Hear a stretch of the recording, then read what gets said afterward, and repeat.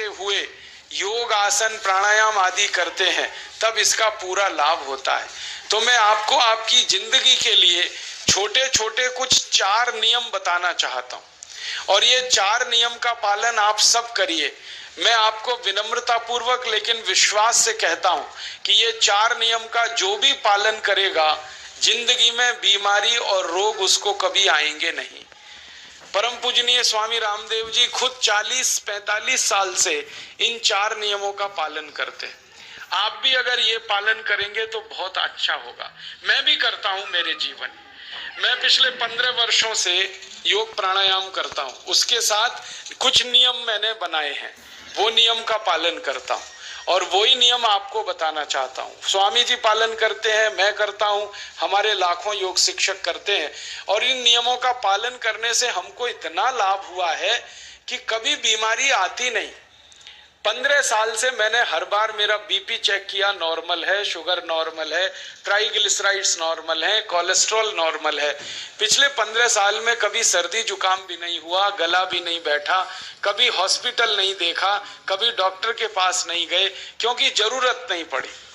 और वो जरूरत नहीं पड़ी क्योंकि हम निरोगी हैं, स्वस्थ हैं। ये निरोगी और स्वस्थ होने के लिए आयुर्वेद की एक छोटी सी जानकारी आपसे मैं शेयर करना चाहता हूँ।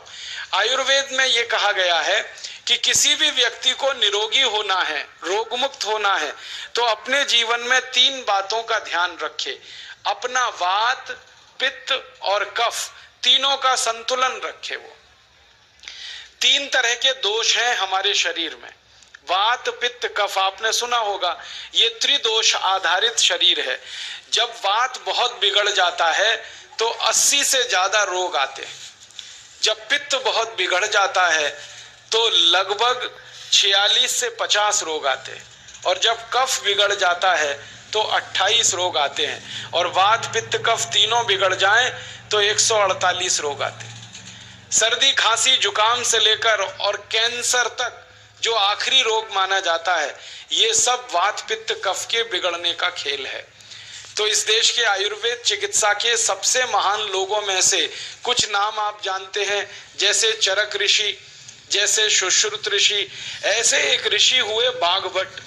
बाघभट्ट ऋषि ने एक पुस्तक लिखी है, उसका नाम है अष्टांग हृदयम, और एक पुस्तक लिखी है उसका नाम है अष्टांग संग्रहम।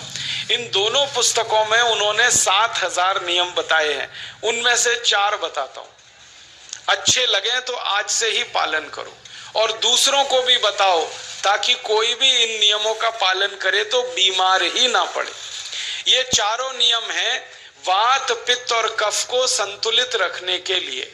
अब वात, पित्त, कफ तीनों एक साथ आपके संतुलित रहें तो उसके लिए पहला नियम है खाना खाने के तुरंत बाद पानी नहीं पीना। ये पहला नियम है। आप बोलेंगे ये तो बड़ी मुश्किल बात है, खाना खाते ही पानी पीते हैं हम तो सबके सब, और बिना पानी पिए खाना ही नहीं खाते। कई लोग तो खाने से ज्यादा पानी पीते हैं, खाना कम खाते हैं, पानी ज्यादा पीते हैं। ये खाना खाने के बाद पानी कभी भी नहीं पीना, क्योंकि महर्षि बाघभट्ट कहते हैं भोजनांते विषम वारी, माने भोजन के अंत में पानी पियो तो जहर के पीने के जैसा है। इसलिए वो कहते हैं कभी भी खाने के तुरंत बाद पानी मत पियो। अब आप मुझे पूछोगे क्यों नहीं पिए, कारण बता दो। कारण मैं बताना चाहता हूं सरल भाषा में। हम जब खाना खाते हैं ना तो पेट में सारा खाना इकट्ठा होता है। पेट में एक स्थान होता है, उसको हम कहते हैं जठर। संस्कृत में, हिंदी में जठर कहते हैं, अंग्रेजी में उसको एपिगैस्ट्रियम कहते हैं, हिंदी में कुछ लोग उसको आमाशय भी कहते हैं। ये जठर छोटा सा स्थान है। आपके पेट में नाभि है ना, उसके लेफ्ट साइड में बाईं तरफ छोटा सा स्थान है।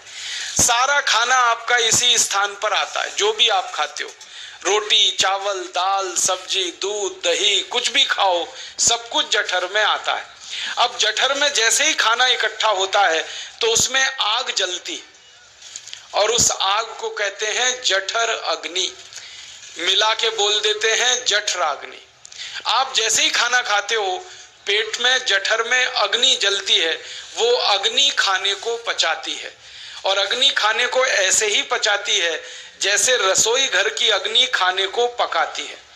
आपके रसोई घर में आप अग्नि जलाओ, उसके ऊपर दूध रख दो, दूध में थोड़ा चावल डाल दो, अग्नि जब तक जलती रहेगी खीर तब तक बनती रहेगी। आप घर में अग्नि जलाओ, उसके ऊपर पानी रख दो, उसमें दाल डाल दो, दाल की पकने की क्रिया तब तक चलेगी जब तक अग्नि जलेगी। ऐसे ही पेट में होता है, जैसे ही आपने खाना खाया पेट में अग्नि जलती है, और जब तक अग्नि जलती है तो खाने के पचने की क्रिया चलती है। जैसे रसोई घर में खाना पकाते हैं वैसे ही पेट में भी खाना पकता है। इसी को हम पचने की क्रिया कहते हैं, अंग्रेजी में उसको डाइजेशन कह देते। तो आपने खाना खाया, पेट में अग्नि जल गई, अब वो खाने को हजम करेगी, पचाएगी। अब मुझे एक प्रश्न का उत्तर दो आप, कि जैसे ही आपने खाना खाया पेट में अग्नि जल गई और वो खाने को पचा रही है, तुरंत आपने गट गट गट गट पानी पी लिया और खूब ठंडा पानी पी लिया, बर्फ मिलाया हुआ पानी पी लिया, फ्रिज का पानी पी लिया। क्या होने वाला है? अग्नि जलेगी कि बुझेगी? अग्नि के ऊपर पानी डालो तो अग्नि और पानी की दोस्ती नहीं है, दुश्मनी है। पानी अग्नि को बुझा देता है। तो आपने खाना खाया, अग्नि जली, पीछे से गटगट पानी पी लिया, अब अग्नि शांत हो गई, अब खाना पचेगा नहीं, तो वो पेट में पड़ा पड़ा सड़ेगा, और सड़ा हुआ खाना 100 से ज्यादा विष पैदा करेगा, और वो 100 विष आपकी जिंदगी को नरक बना देंगे और जिंदगी भर आप बीमार पड़े रहेंगे। आपको मालूम है, कई लोग कहते हैं मुझे पेट में बहुत गैस बनती है। ये गैस उन्हीं को बनती है जिनका खाना हजम नहीं होता। कोई लोग कहते हैं कि मुझे पेट में जलन होती है, ये जलन उन्हीं को होती है जिनका खाना पचता नहीं। कोई कहते हैं कि मेरे पेट में एकदम गुम हो जाता है, फूल जाता है। ये सब वो लक्षण हैं जब खाना पचता नहीं। तो खाना पचेगा नहीं तो सड़ेगा, सड़ेगा तो विष पैदा करेगा, और वो विष आपको बीमार करेंगे। इसलिए महर्षि भागवत ने कहा, खाना खाते ही पानी मत पियो। समझ में आया? फिर आप बोलोगे कितनी देर तक नहीं पिए? कम से कम 1 घंटे तक। 1 घंटे बाद पानी पियो। आप बोलोगे जी 1 घंटा क्यों? ये जो अग्नि जलने की क्रिया है ये लगभग 1 घंटे तक ही चलती है पेट में, उसके बाद अग्नि अपने आप शांत हो जाती है, उसके बाद पानी पी लो। तो खाना अगर 10 बजे खाया तो 11 बजे पानी पियो, 11 बजे खाया तो 12 बजे पियो, 12 बजे खाया तो 1 बजे पियो, 1 घंटे बाद पानी पियो। अब आपके मन में यह सवाल आ सकता है कि खाना खाने के पहले पी लें क्या? हाँ पी लो, 40 मिनट पहले पेट भर के पानी पी लो। 10 बजे खाना खाना है, 9:20 पे खूब पानी पी लो, जितना पी सकते हो। 11 बजे खाना खाना है, 10:20 पे पी लो, खूब पानी पी लो, 40 मिनट पहले। आप और एक सवाल पूछ सकते हो कि अच्छा ठीक है, खाने के बाद पानी तो नहीं पिएंगे, कुछ और पी सकते हैं क्या पानी को छोड़कर? तो उसके लिए भागवत जी कहते हैं कि खाने के तुरंत बाद अगर पीना है तो दही की लस्सी पियो, मट्ठा। खाने के बाद अगर तुरंत पीना है तो फलों का रस पियो, गन्ने का रस पी लो, संतरे का रस पी लो, मौसमी का रस पी लो, अनार का रस पी लो। अब आप कहोगे ये सब महंगी महंगी चीजें बता रहे हैं, गन्ने का रस, संतरे का रस, अनार का रस, पैसे तो है नहीं। तो सबसे सस्ता रस है नींबू का ही रस पी लो, शिकंजी बना के पी लो, वो तो सबसे सस्ता है। तो खाना खाने के बाद या तो दही की लस्सी पियो या रस पियो। और एक तीसरी चीज है, दूध पी सकते। तो खाने के तुरंत बाद पीना है तो दही की लस्सी या मट्ठा, खाने के तुरंत बाद पीना है तो कोई फल का रस, खाने के तुरंत बाद पीना है तो दूध। पानी 1 घंटे बाद पियो। और अगर एक बात ध्यान रखो तो अच्छा है कि सवेरे खाना खाते हैं जिसको हम ब्रेकफास्ट कहते हैं, नाश्ता, तो फलों का रस पीना अच्छा। दोपहर को खाना खाएं तो लस्सी और मट्ठा पीना अच्छा, और रात का खाना खाएं तो दूध पीना अच्छा। जो लोग इस नियम का पालन कर सकते हैं जिंदगी में कभी भी 80 रोग उनको नहीं हो सकते।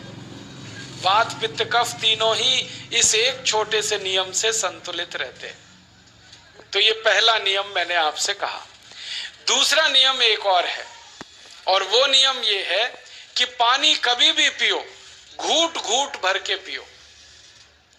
जैसे गरम चाय पीते हैं, गरम कॉफी पीते हैं, गरम दूध पीते हैं, एक एक घूट भर के, एक एक सिप करके, ऐसे ही पानी पीने की आदत डालो।